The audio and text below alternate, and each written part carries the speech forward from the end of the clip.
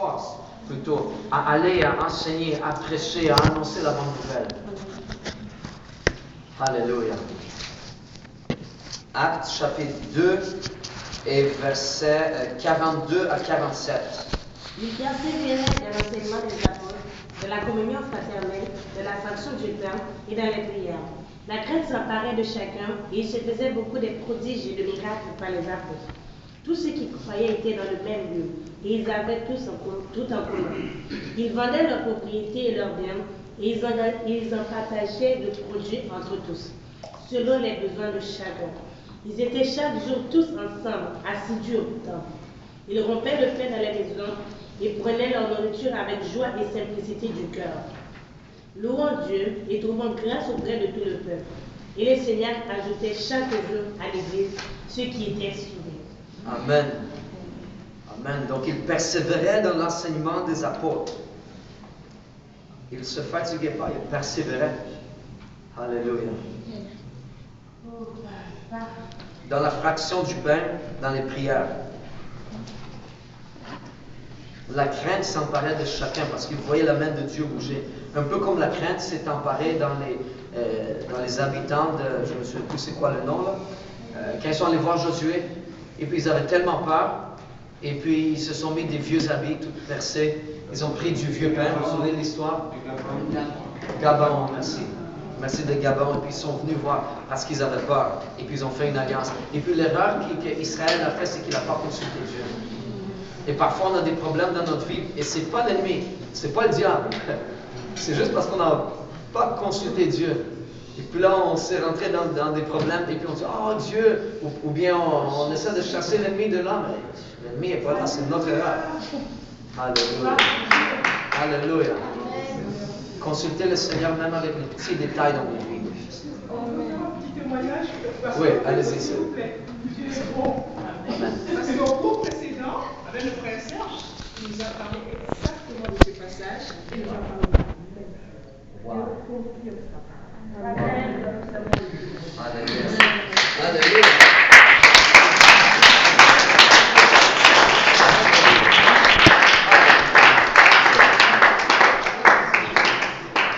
Et tu sais quoi? C'est même pas dans mes notes. Lui non plus, je n'étais pas dans ses notes. Alléluia. Amen. Amen. Alléluia. Dieu est bon.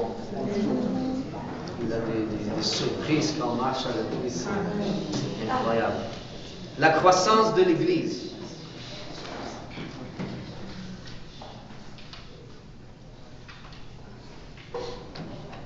Je me rappelle quand les francophones étaient 20, peut-être 30, les dimanches. Je me rappelle quand pasteur Kausi n'était pas encore pasteur. Ça fait longtemps. Vous savez, pour une des raisons pour laquelle vous avez une croissance comme ça, je ne sais pas si vous l'avez entendu, mais je vais vous le dire. Chaque vendredi soir, pasteur Kausi, avant même qu'il était pasteur, frère Motombo, et je ne me souviens plus lui qui d'autres étaient là, quelques autres frères étaient là, et puis les vendredis soirs, ils priaient tard dans la nuit, parfois jusqu'au matin, et puis ils priaient, et ils intercédaient, et ils priaient, et ils intercédaient, et parfois c'était comme difficile, c'était sec, c'était comme essayer de pelleter dans du roc, c'était difficile. Mais ils étaient là vendredi, après vendredi, après vendredi.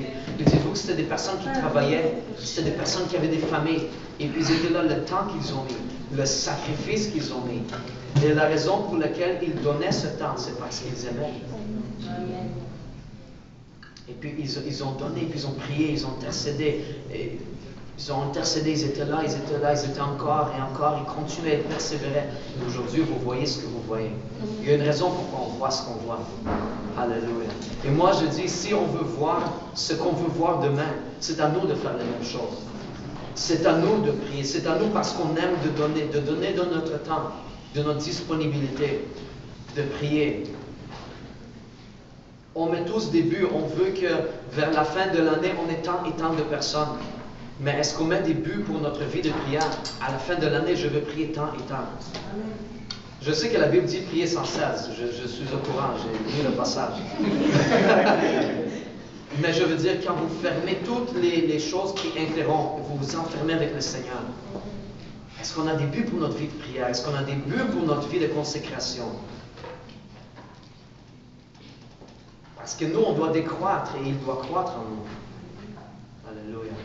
Et il peut croître à tel point, le Seigneur, que les personnes, quand vous voient, vont vous dire, certaines personnes peuvent vous dire, je ne sais pas pourquoi, mais j'ai l'impression, quand je te parle, j'ai l'impression de parler au Seigneur. Puis ça ne va pas être blasphémé. Ça va être parce que le Saint-Esprit va être tellement, la personne va être tellement, comme on dit en anglais, yielded. La personne va être tellement attachée ou soumise à l'Esprit que l'Esprit va rayonner à travers la personne. Alléluia.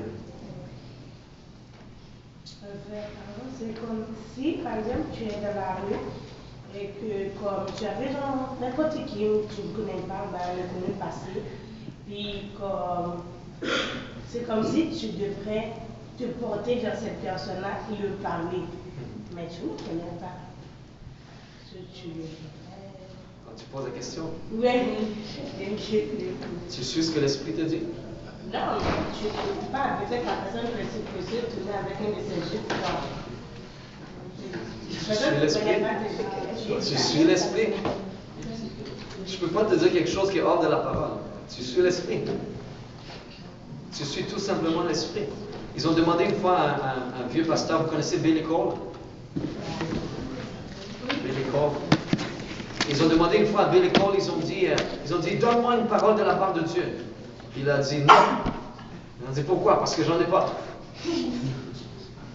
Alléluia. Si on n'a pas de parole de la part du Seigneur, inventez pas quelque chose et dites le Seigneur dit ça. Non. Si le Seigneur dit rien, dites-le pas. Alléluia. Mais s'il dit, dites-le à n'importe qui est là. Alléluia. Donc ma réponse c'est je suis la direction de l'Esprit. Aussi simple que ça. Il y avait une missionnaire en Afrique, la sœur Nona Freeman. Je ne sais pas si vous la connaissez, elle est venue ici à l'église il y a quelques années. Et puis, avant de partir pour être missionnaire en Afrique, elle a raconté l'histoire quand elle était ici aux États-Unis. Elle avait une maison. Donc, le Seigneur lui a dit, sors de ta maison devant, reste devant, puis la rue passait devant, et commence à secouer ta main comme pour dire allô. Elle a dit, Seigneur, ça ne fait pas de sens. Qu'est-ce que tu me demandes de faire là? Le Seigneur a dit, elle a dit, ok, je ne comprends pas, mais je vais. Donc elle est allée, elle est sortie devant sa maison, elle a commencé à secouer la main, juste comme ça, là. Et puis là, il y a une voiture qui est passée. Et puis un homme est assis dans la voiture, donc il a regardé, puis il a continué. Et puis là, elle a dit, oh non, elle doit penser que je suis folle ou quelque chose. Donc elle a secoué la main, puis un certain temps, elle est rentrée. Rien ne s'est passé. Ils sont devenus missionnaires en Afrique. Ils ont passé, elle et son mari, beaucoup de temps en Afrique. Là, ils sont revenus. Et puis, je ne sais pas combien d'années après, je ne sais pas par quelle coïncidence, ils ont rencontré cet homme-là, qui est passé justement devant sa maison. Et puis, il lui a dit ça, il a dit, j'étais sur mon chemin pour aller me suicider, et je cherchais pour voir un signe d'amour quelque part, que quelqu'un s'en fait pour moi.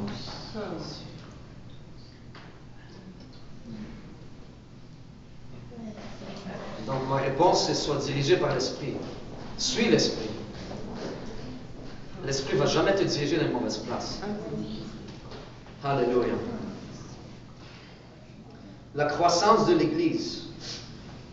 Il y a beaucoup de conférences à propos de la croissance de l'Église, de livres, de séminaires. Mais le groupe francophone, comme je vous ai expliqué, les réunions de prière vendredi soir, ce n'était pas des séminaires, ce n'était pas des livres, des bouquins. C'était juste rechercher le visage de Dieu, c'est-à-dire, Seigneur, pas ma volonté, ta volonté soit faite. Et c'est ça qu'ils ont fait dans le livre des Actes des Apôtres quand le Saint-Esprit est descendu. Ils n'étaient pas en train de commérer dans la pièce haute, dans la chambre haute. Vous pouvez être sûr, je sais que la Bible ne le mentionne pas, mais vous pouvez être sûr qu'ils étaient en train de prier. Amen. Et puis ils recherchaient le Seigneur. Le manuel qu'on a besoin, c'est la Bible. Et si on a besoin de connaître un manuel encore plus que ce qu'on le connaît, c'est la Bible. C'est le manuel qu'on a besoin de connaître. Alléluia. Dieu n'a pas donné à l'homme la capacité de faire croître une église. Personne ne peut se pointer et dire, ouais, je sais comment faire croître une église. Ou, oui, je vais faire croître l'église. Non. Tu vas peut-être avoir un grand rassemblement. Aux États-Unis, il y a des grosses églises. Parce qu'ils omettent le nom de Jésus, ils prêchent la Trinité, ils omettent le sang de Jésus, ils omettent de parler des péchés, puis ils omettent de parler du jugement. Ils parlent de la bénédiction. En anglais, on parle de cette doctrine, name it and claim it. Nomme-le et réclame-le. Tu veux une Ferrari? Réclame ta Ferrari. Tu veux une maison en Westmount? Réclame une maison en Westmount. Ouais, c'est sûr, il y a beaucoup de personnes qui aiment ce genre de discours-là, mais ça va sauver personne, ce genre de discours-là. On a besoin de la parole de Dieu, on a besoin de l'Esprit de Dieu qui bouge parmi nous. Donc, c'est Dieu qui cause une Église à croître. Notre responsabilité, c'est de faire ce que la parole dit et ce que l'Esprit nous dirige à faire. Et Dieu est la seule raison de croissance d'une Église. Si quelqu'un se lève et dit « Je suis la raison pour laquelle l'Église a grandi », la personne devrait, à mon humble opinion, aller prier. Et plus qu'un peu. Alléluia. Jésus a dit dans Matthieu 16, 18, « Et moi je te dis que tu es Pierre, et que sur cette pierre je bâtirai mon Église, et que les portes du séjour des morts ne prévaudront point contre elle. » Jésus a dit « Je bâtirai mon Église. » Parfois on se soucie, puis on dit « Oh, qu'est-ce qu'on peut faire pour que l'Église croisse? » Prie, jeûne, lis la Bible, témoigne, enseigne des études bibliques, évangélise. Oui, mais quand j'ai terminé de faire tout ça, ok, quand tu as terminé, prie, jeûne, enseigne des études bibliques. Et quand tu as terminé, prie, jeûne, enseigne des études bibliques, évangélise. Et c'est comme ça qu'on fait. Et c'est l'Éternel qui bâtit. Psaume 127, verset 1. Si l'Éternel ne bâtit la maison, ceux qui la bâtissent travaillent en vain. Parce que si l'Éternel bâtit la maison, il n'y a rien qui peut être fait contre cette maison-là. Paul a dit dans 1 Corinthiens 3, 6, j'ai planté, Apollos a arrosé, mais Dieu a fait croître. Alléluia. Comme avec l'histoire des carottes de ma mère et de mon oncle, c'est Dieu qui fait croître. Ce n'est pas mon oncle en sortant la carotte de la terre qui va la faire croître. Si la carotte reste plantée, si on reste planté dans la main de Jésus, c'est comme ça qu'on va croître. L'Église va croître. Alléluia. Paul a fait beaucoup d'efforts. Apollos a fait beaucoup d'efforts. Mais ce n'est pas leurs efforts qui ont causé, comment je peux dire, c'est Dieu qui a fait croître l'Église, ce n'est pas eux qui l'ont fait croître. C'est très important qu'on le comprenne parce que si on ne fait pas attention, on peut arriver à un point où dire « Ah, je suis tellement loin que je suis la raison du réveil dans cette Église. » Dieu aide-nous à rester sous la main puissante de Dieu. Toujours rester sous la main puissante de Dieu. Les vieux prédicateurs priaient cette prière, « Seigneur, cache-moi en arrière de la croix. » Quand la personne me voit, fais qu'il ne me voit pas, mais qu'il te voit à travers moi. Cache-moi à travers, pas à travers, mais plutôt, cache-moi en arrière de la croix. Certaines personnes que je connais, quand ils écrivent leur nom, juste parce que, ça c'est leur chose qu'ils font à eux, ils ne mettent même pas de majuscule à leur nom. Ils écrivent leur nom en minuscule, le prénom puis le nom de famille, lettre minuscule. La seule majuscule qu'ils mettent, c'est quand ils écrivent Jésus. Et je ne sais pas pour vous, mais je pense que quand j'étais à l'école, j'ai dû écrire une dissertation, puis j'ai dû utiliser, ça fait longtemps de ça, je n'étais même pas sauvé encore, mais j'ai dû utiliser Satan une fois, puis j'ai mis une lettre minuscule, puis le prof m'a mis une erreur. Bon, ça ne me dérangeait pas. Je vais assumer l'erreur, mais il va rester en minuscule. Alléluia. Aucune majuscule pour l'ennemi. Juste des minuscules. So, on ne devrait pas passer la multitude de notre temps à magnifier l'ennemi. Alléluia. J'ai planté, Apollos a arrosé et Dieu a fait croître. Le ministère doit toujours être fait dans le contexte de la génération actuelle et de la culture qui la guide. Comme on en a parlé la fois passée un peu, la culture est très importante. Il y a une manière d'approcher les cultures. Et c'est une bonne idée si vous avez votre étudiant biblique, par exemple, ou quelqu'un qui vous témoigne, s'il vient d'une autre culture que vous, prenez un peu de temps et lisez à propos de cette culture. Un peu à propos de l'histoire de son pays. Intéressez-vous au pays d'où ils viennent. Et puis là, vous allez être plus en mesure de le toucher. Parce que chaque personne est, je ne dirais pas nationaliste, mais chaque personne aime son pays. Chaque personne aime son pays. Ce n'est pas parce qu'on est chrétien qu'on n'aime pas notre pays. Chaque personne aime son pays. Alléluia. Si vous apprenez des choses à propos de leur pays et que vous le mentionnez de temps en temps, vous dites, oh wow, il s'intéresse à mon pays. Et là, il va commencer à offrir encore plus. Amen. Alléluia. Les méthodes qu'on utilise doivent être inspirées par Dieu et elles doivent être conformes au modèle apostolique. Alléluia. Les méthodes qu'on utilise. Il y en a une là. Alléluia. Parlons à propos du changement maintenant. La lettre B. Là, on commence tranquillement à tirer vers la fin. Changement. Changer nos méthodes.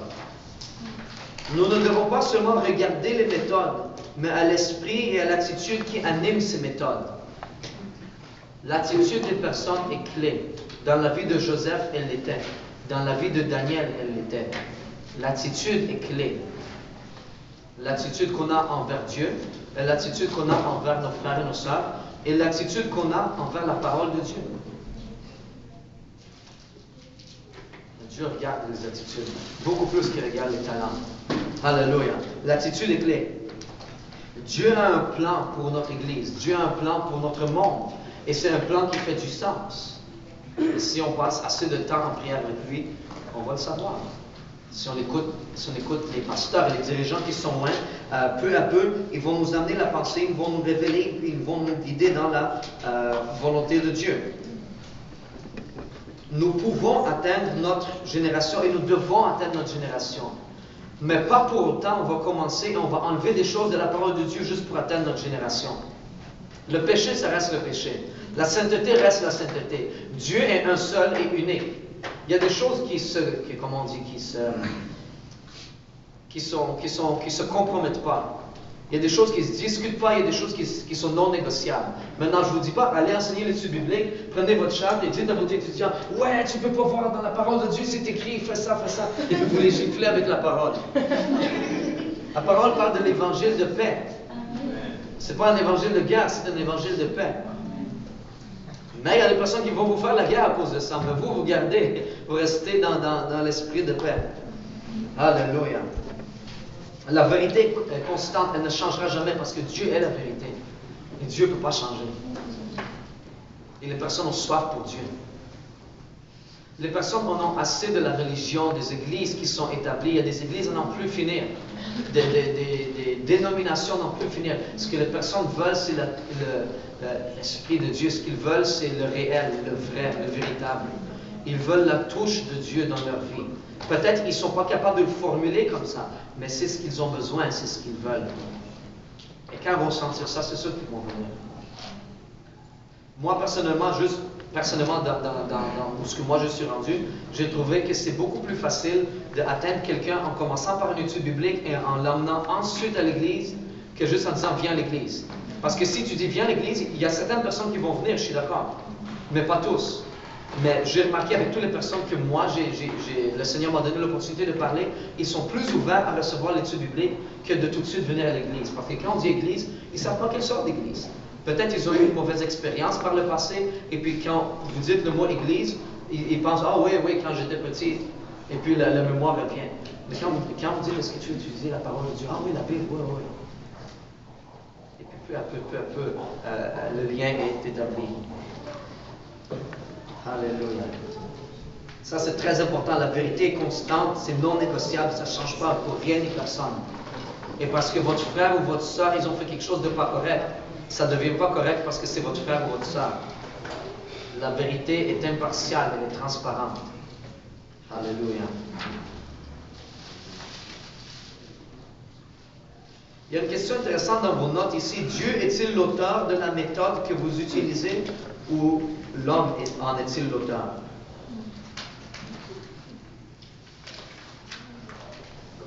Prenez ça et méditez sur ça. Alléluia. Si on utilise les méthodes de la Bible, on va avoir les résultats de la Bible. C'est simple et simple. Alléluia. Paul a dit qu'il y aurait un esprit ou une attitude qui prévaudra dans les derniers jours et qui sera très dangereuse pour l'Église. Dans 2 Timothée 3, 1 à 5, sache que dans les derniers jours, il y aura des temps difficiles. Qui aime les temps difficiles?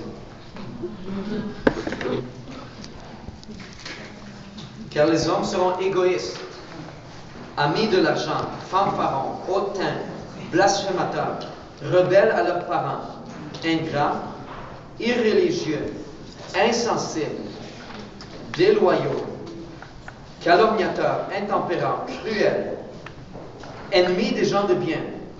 Oui, mais Seigneur, pourquoi cette personne il est mon ennemi sur mon travail ou peu importe, qui ne sont pas encore sauvés?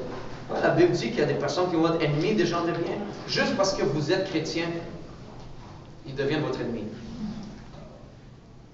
Pour ce que vous représentez, pour ce que vous vivez, parce que ça leur amène la conviction dans leur vie. Quand ils ont vu le changement en vous, ils ont vu que vous avez arrêté de pécher, et puis eux, ils regardent leur vie, et puis ils voient que eux, ils font des choses qu'il ne faut pas faire, et puis ils voient que vous avez changé votre vie. Si eux, ils ne veulent pas changer, ils vont vous haïr. Pour l'exemple que vous montrez. Et vous, c'est quoi votre réponse quand les personnes haïssent? On les aime. Vous aime. Ils vous aiment. Bah, plutôt vous les aimez. Vous les aimez. Alléluia. C'est pas œil pour œil, dent pour dent. Ah ouais, tu m'as eu, ok. À ce moment, où ta voiture, je vais graffiner le.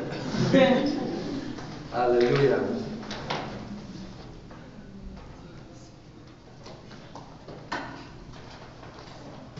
Traître, emporté, enflé d'orgueil, aimant le plaisir plus que Dieu.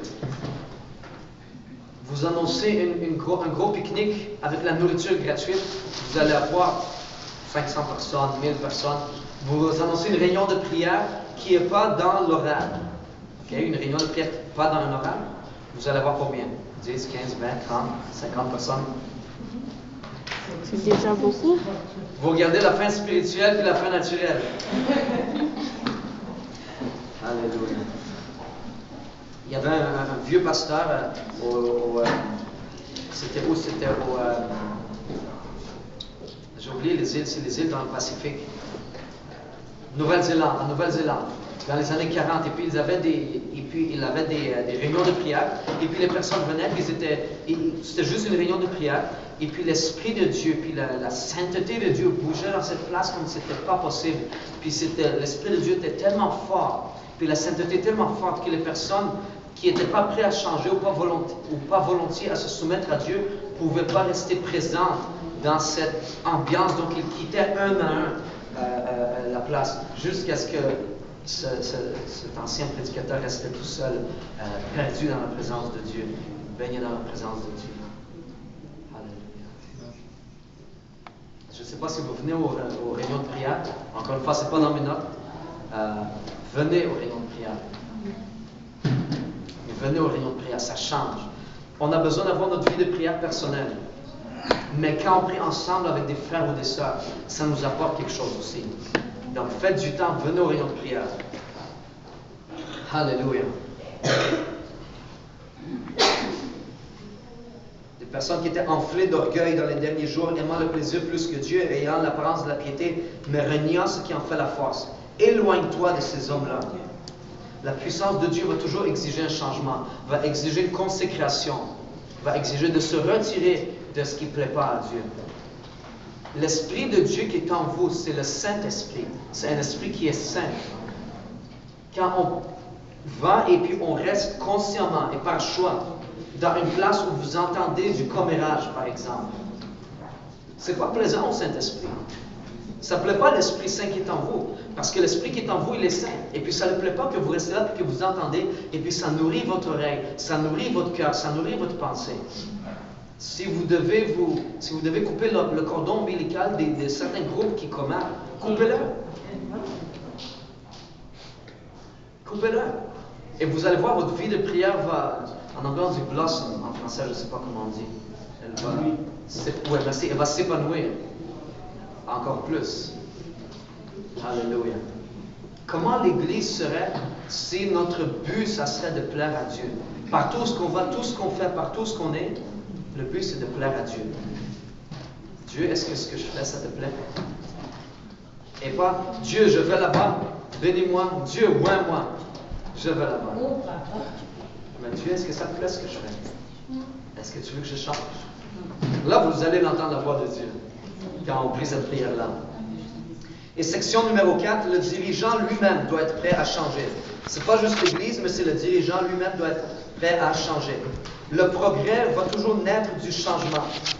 Mais le changement seul ne suffit pas. L'Esprit de Dieu et la volonté de Dieu doivent être à l'origine du changement. Pas la pensée de l'homme. mais l'Esprit de Dieu. Si quelqu'un peut lire 2 Timothée, chapitre 3, verset 6 à verset 9.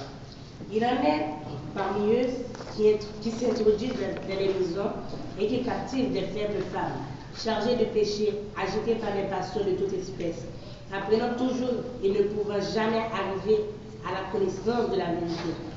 De même que Janès et Jambres s'opposèrent à Moïse, de même ces hommes s'opposent à la vérité, étant corrompus d'entendement, réprouvés en ce qui concerne la foi, ils ne feront pas plus de grands progrès, car leur folie sera manifeste pour tous, car comme le fut celle de ces 2 hommes. Amen. Ici, vous avez 2 hommes, Janès et Jambres, qui s'opposèrent à Moïse. Ils s'opposèrent, en d'autres mots, à ce que Dieu voulait faire avec son peuple. Peu importe où Dieu dirige, suivez, soumettez-vous à Dieu. Et vous allez voir la main de Dieu bouger d'une manière que vous ne pouvez même pas imaginer. Ça nous amène à un élément essentiel pour la croissance effective de nos ministères et de nos églises apostoliques. Un pasteur qui est conduit par l'Esprit et qui n'a pas peur du changement. Alléluia. Comme je l'ai dit auparavant, si Dieu veut interrompre, qu'il interrompe. C'est son église, c'est pas mon église. C'est pas l'église de n'importe quelle personne, c'est son église. Alléluia. Et parfois, qu'est-ce qui se passe quand on dirige, quand on enseigne, quand on prêche? On est tellement excité, on est tellement inspiré qu'on veut. Il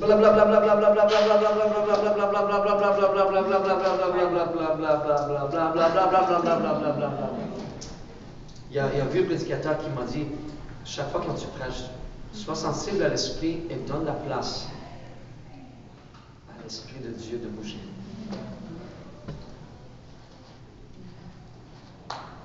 Alléluia. Et c'est la même chose dans les études bibliques, vous devez le savoir déjà.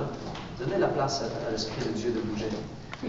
Peut-être c'est le jour pour faire la leçon telle et telle. Ok, mais si l'Esprit de Dieu veut faire autre chose, si le besoin de votre étudiant c'est la guérison, ou peut-être le salut, là tout de suite à la 2e leçon, suivez l'Esprit. Si vous avez eu le temps de faire juste une charte de l'étude biblique, et puis là l'Esprit vous dirige dans quelque chose d'autre, faites-le. Faites où l'Esprit dirige. Laissez l'Esprit de Dieu bouger. Alléluia. Il doit y avoir un désir dans le cœur du pasteur et des dirigeants de l'Église de permettre à Dieu d'être à la tête de son Église. Dans l'Ancien Testament, la manière que Dieu l'a voulu, c'était une théocratie. Dieu qui dirigeait son peuple. Mais les personnes ont voulu une démocratie. Le peuple, les personnes issues du peuple qui vont diriger le peuple. Et chaque fois que vous allez avoir des personnes qui vont diriger d'autres personnes, vous allez avoir des abus, vous allez avoir des abus de pouvoir et autres. Merci. Donc vous allez avoir des abus de pouvoir et autres choses qui vont se passer. C'est pour ça que la chose importante, si vous retenez une chose de cette leçon, c'est soyez dirigés par l'Esprit. Et l'Esprit ne va jamais vous diriger de faire ou dire quelque chose contre la parole. Parce qu'il y a des personnes qui peuvent être tellement perdues dans l'esprit et qu'ils oublient la parole. Et puis si un jour ils ne sont pas dans l'esprit, mais ils veulent l'être, ils prétendent et puis ils font quelque chose hors de la parole. L'esprit et la parole vont toujours être alignés. Toujours être alignés. C'est bon d'avoir la tête dans les nuages, mais gardez les pieds sur terre. Gardez votre tête au 7e ciel si vous le voulez, mais les pieds sur la terre. Alléluia.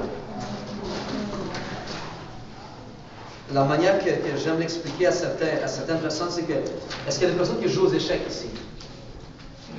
Par exemple, qui aiment les échecs? Alléluia. Moi, je dis toujours aux personnes, Dieu est le grand maître d'échecs, le plus grand maître d'échecs. Et sur un échiquier, vous avez des pions. Et c'est le maître échiquier qui décide et qui change les pions. Toi, tu viens ici, toi, tu viens là, toi, tu bouges ici. Si Dieu prend telle personne et l'amène ici, vous savez que c'est Dieu. Laissez Dieu faire ce qu'il fait le mieux et changer les personnes et les bouger ici, les bouger là-bas. Et vous allez le savoir, c'est difficile quand vous allez commencer une œuvre, quand vous allez avoir un groupe d'études bibliques ou quelque chose. Et puis là, ça va être difficile parce que vous allez vous sentir comme si vous devez dire aux personnes quoi faire et où aller. Laissez l'Esprit le faire. Laissez l'Esprit le faire. Un exemple de ça, il y avait à Laval, il y avait un gars, un Népalais, et puis il portait une boucle d'oreille. Puis là, J'aurais pu aller le voir puis lui dire, écoute, la boucle d'oreille, tu l'enlèves. Parce qu'il traduit aussi. Mais il faut comprendre qu'au Népal, ils étaient dans le noirceur spirituel total. En tout cas, donc je ne me sentais pas comme d'aller le voir et lui dire, la boucle d'oreille, tu l'enlèves, sinon. Non, donc j'ai prié, j'ai demandé au Seigneur la sagesse, puis une semaine a passé, puis il y avait encore la boucle d'oreille, puis oui, il traduisait encore, puis je dis, Seigneur, donc il y avait encore la boucle d'oreille, en tout cas, là je parlais au Seigneur, puis un beau jour, il m'a dit, j'ai besoin d'aide pour conduire, pour aller chercher des meubles qu'il a achetés sur Kijiji. J'ai dit, ok, regarde, je peux conduire un camion, on peut le louer, je vais t'aider.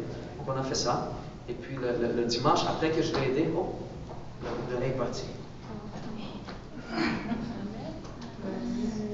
Mais si je serais allé le voir, je disais, hey, toi là, la boucle d'oreille, là, tu l'enlèves tout de suite. Ça aurait été quoi sa réponse? Dans leur culture, qu'est-ce qu'il aurait fait? Il aurait quitté l'Église. Et pas parce qu'il n'aime pas Dieu, mais parce qu'il a été offensé de cette manière-là et que dans leur culture, c'est quelque chose qui ne se fait pas. Alléluia. Le réveil et la moisson sont l'œuvre souveraine de Dieu. Lorsque Dieu est la source de la croissance, la puissance de Dieu change les vies. La sainteté de Dieu, l'amour de Dieu et l'amour pour les autres deviennent le point et le thème principal. Quand les personnes viennent à l'église ici, et je l'ai entendu, des personnes qui sont venues juste une fois, ils ont tous le même témoignage. Vous ressentez l'amour ici. Et vous ressentez qu'il y a quelque chose dans l'âme. S'ils ne connaissent pas le terme Esprit de Dieu, c'est comme ça qu'ils l'expliquent. Ils disent, on ressent qu'il y a quelque chose, on ressent l'amour. C'est deux choses, je l'entends constamment. Les personnes disent, c'est ça qu'on ressent ici. Peut-être qu'ils prennent le choix de ne pas se soumettre à Dieu, c'est leur choix, mais ils savent que l'Esprit de Dieu est ici. Ils savent que l'amour de Dieu est ici. Ils le sentent, et c'est important qu'ils le sentent. Alléluia. L'Église doit être un corps vivant qui est composé de membres travaillant ensemble, en parfaite harmonie les uns avec les autres. Très important que les membres travaillent en harmonie les uns avec les autres.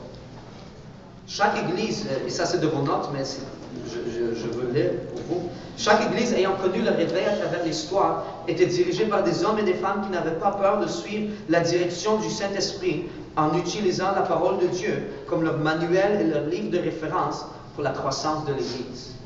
Vous voulez que l'Église croisse? Prêchez la parole, enseignez la parole, témoignez la parole, et l'Église va croître. Mais si vous prenez n'importe quel autre livre et vous dites, si j'enseigne l'autre livre, l'Église va croître. Moi, je vais enseigner la parole. Moi, je vais enseigner la parole parce que c'est la parole qui change, c'est la parole qui touche les cœurs. C'est la parole qui transperce jusqu'à l'âme. C'est la parole qui va aller chercher les personnes, les besoins des personnes. Quand on va être dirigé dans l'esprit, on va aussi agir dans les dons de l'esprit, selon les besoins qui sont présents dans tel ou tel cas. Nous n'avons pas besoin d'autres manuels écrits par les hommes à propos d'une croissance de l'Église, comme étape 1, 2, 3, 4. Lisez la Bible, regardez ce que l'Église a fait. Ils priaient, ils jeûnaient, ils se rassemblaient ensemble en fracture du pain, ils allaient de maison en maison, et puis ils persévéraient dans l'enseignement de la doctrine des apôtres. Et puis ils priaient, et puis ils jeûnaient, et puis ils allaient de maison en maison, et ils faisaient ça. Si on fait ça, et je pense qu'on le fait, l'Église grandit. Parce que c'est le plan de Dieu, c'est la volonté de Dieu.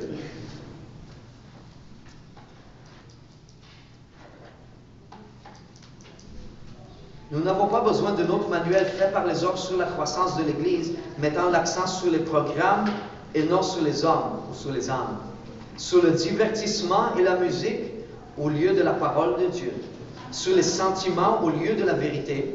Sur la popularité au lieu de la pureté.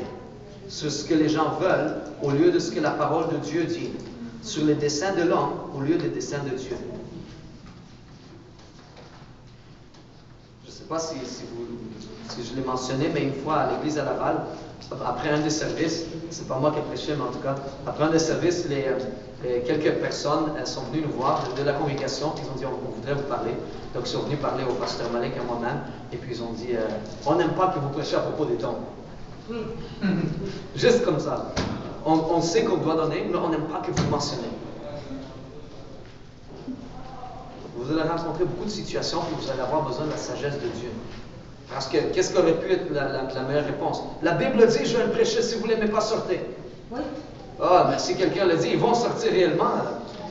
On a besoin de la sagesse de Dieu. Celui qui gagne les âmes, sage. Le mot gagner, c'est pas gagner comme une loterie. Ça veut dire, dans l'hébreu, le mot hébreu pour gagner les âmes, c'est rassembler. Celui qui rassemble les âmes est sage. Alléluia.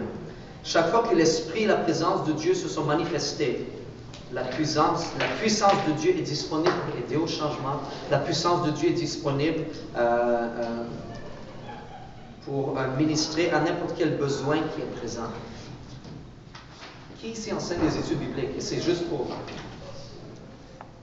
savoir. Une suggestion. Prenez-la comme une suggestion.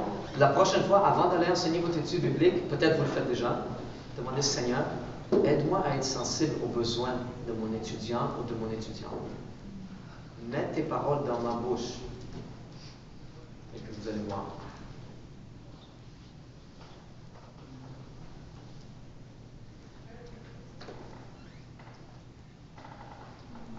Vous avez déjà entendu le mot équilibre?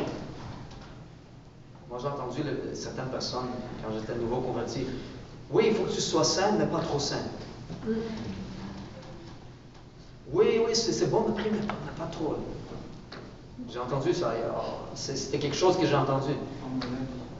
Comme l'a dit. Comme m'a dit. Oui, comme m'a dit. Ah, parce que les personnes sont tellement spirituelles que ça n'a jamais été le problème de l'Église d'être spirituel. Le problème de l'Église, c'était d'être charnel, mais pas d'être spirituel. Et si on est spirituel selon l'Esprit de Dieu, selon la parole de Dieu, c'est ça que Dieu veut, c'est ça la volonté de Dieu. Donc, je ne vais pas écouter ces personnes-là, que je continue au Dieu qui l'aime. Et puis, c'est la même chose pour nous. Alléluia. Donc, c'est un équilibre à l'Église, et quand l'Église croit, c'est un équilibre constant entre les principes et la passion. On nous enseigne des principes de la parole de Dieu, et puis là, on a la passion, le désir, le feu pour Dieu. Et c'est un équilibre constant. Parce que si on se fait enflammer par les désirs et on laisse les principes, on peut devenir tout à fait biaisé. Et si on laisse les désirs, on laisse les passions, et on fait juste strictement suivre les principes et on ne donne aucun espace à l'Esprit de Dieu de bouger, ça va être rigide, ça va être mort, vous n'allez rien ressentir dans l'Église. Mais si on a un équilibre entre les principes et la passion ensemble, l'Église va croître et elle va être en harmonie. Et si vous voulez être en équilibre, vivez selon la parole et soyez dirigés par l'Esprit. Parce que l'Esprit ne va jamais vous diriger d'être débalancé. Et quand je dis l'Esprit de Dieu. Alléluia. Alléluia. Ça, c'est vraiment la clé, c'est l'équilibre. On a presque fini. C'est pas dans mes notes, mais j'aimerais terminer en vous emmenant une promesse. Pas une promesse, mais plutôt ce que Dieu dit. Dans Zacharie, chapitre 2 et verset 8.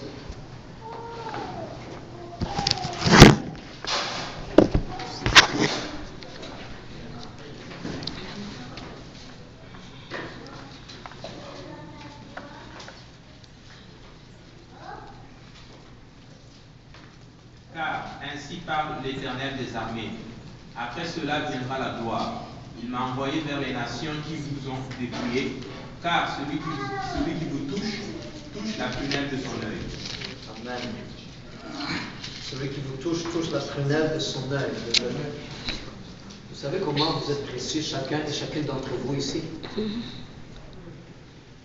Qui ici sont parents?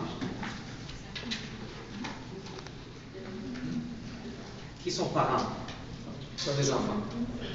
Comment vous vous ressentez si un autre enfant fait du tort à votre enfant? Ouais, ça. Première réaction, c'est ça. Vous n'êtes pas content, vous voulez régler ça. Vous voulez rendre justice. C'est quoi son adresse? Pardon? C'est quoi son adresse? Ah, si c'est l'enfant qui est pas ok, oui. C'est quoi son adresse? Si c'est l'enfant, oui. Ça, c'est vrai. Ça, c'est vrai. Mais disons que vous êtes présent et que vous voyez qu'est-ce qui s'est passé. Et que votre enfant a subi le tort. L'autre qui a donné le tort pour lui dire, vous êtes des amis. c'est pas bien la méchanceté. Amen. Mais on lui donne des conseils parce que parfois, il y a des enfants qui n'ont pas de parents chrétiens, ils n'ont aucune éducation et ils font tout ce qu'ils veulent. Mais si vous êtes à côté, vous pouvez commencer à lui donner des conseils et il va grandir. Quand il va continuer et il n'avait pas de conseils. Amen. Ça, c'est ce qu'il faut faire. Alléluia. Comment vous pensez que Dieu se ressent quand les personnes vous font du tort?